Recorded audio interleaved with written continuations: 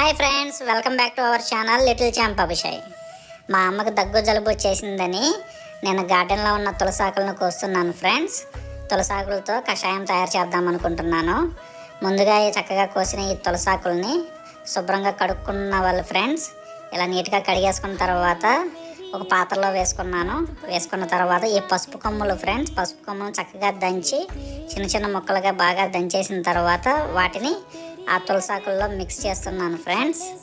అలా మిక్స్ చేసిన తర్వాత ఆ బౌల్లో కొంచెం వాటర్ తీసుకుని ఆ వాటర్ని గ్యాస్ స్టవ్ వెలిగించి బాయిల్ చేసుకోవాలి ఫ్రెండ్స్. ఇలా బాయిల్ అవుతుండగా మనం హనీని కప్లో తీసుకుని రెడీగా ఉంచుకోవాలి. బాయిల్ అయిన వాటర్ని తీసుకొచ్చి కప్లో పోసిన తర్వాత మిక్స్ చేసి తాగేయటమే ఫ్రెండ్స్. ఇలాంటి మరిన్ని ఇంట్రెస్టింగ్ విషయాల కోసం మా ఛానల్ సబ్స్క్రైబ్ చేసుకోండి.